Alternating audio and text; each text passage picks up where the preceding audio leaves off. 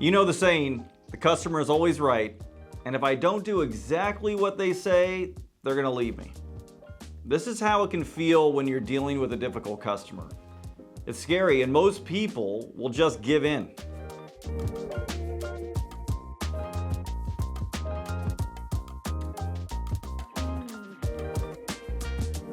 Hi, it's Matt, and I'm back with another video. This time we are discussing how to address difficult customers and their threats and unreasonable requests. Working with difficult customers is not exclusive to our industry. Difficult people are taking advantage of contractors and vendors and, dare I say, friends and family every day. Managing difficult customers is essential for your business success.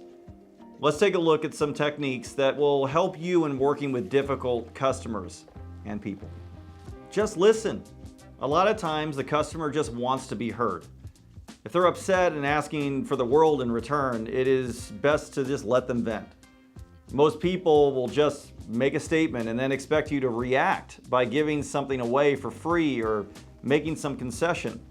Instead, when they make a statement out of frustration, ask them to elaborate or tell me more about that. When they start talking, they will tell you more and more about it. Most of the things they are saying are unreasonable and emotionally charged. Do not interrupt them. In fact, when they stop talking, say, "Tell me more." That's right, get them to continue talking about how bad you are and all the free stuff that they want.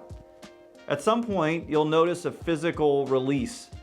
Now you can start talking. The question is, what are you talking about?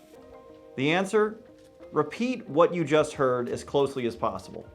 The parrot technique helps the person hear their words and how ridiculous they may be. After you parrot back what they said, ask them, did I get that right? 9 times out of 10, they're gonna come back with a reason, and they're gonna start a different conversation, and usually it's gonna be more reasonable. That one time that they're not, the final question really just needs to be, what do you want? Now you're in a position to say yes or no. Personally, I've given concessions to customers to retain business. It is human to want to keep every customer no matter what the cost. I do encourage you to say no or make another suggestion that is not so painful. Because ultimately, you want to get to a point where you don't have to work for bad customers. You need to set some boundaries. There will always be that customer that thinks that you're the only person that can solve their problem. You know who I'm talking about. You have entire departments that can help them, but they want you. What do?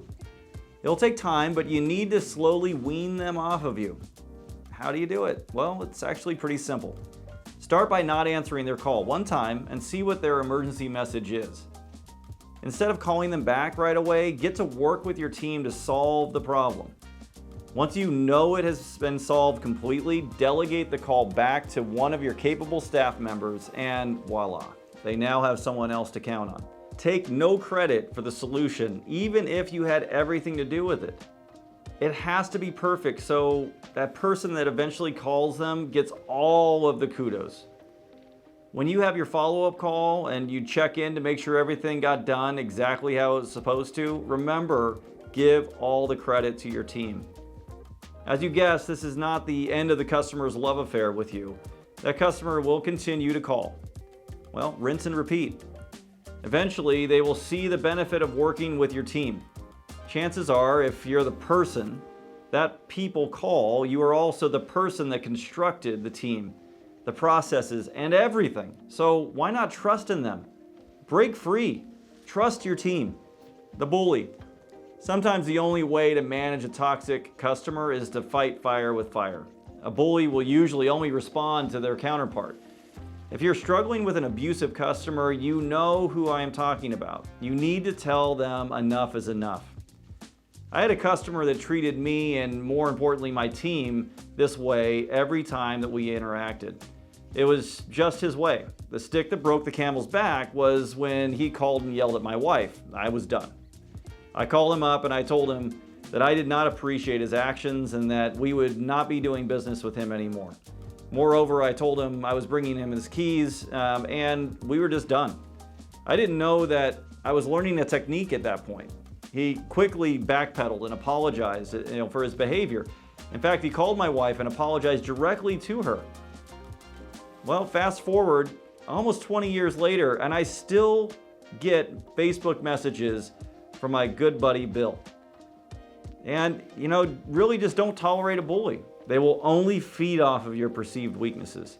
Stand up for yourself and for what you do. Thanks, Bill, for the lesson. Thank you for watching this video, and we hope that the tips that we discussed today will help you to be more confident about how to work with difficult customers.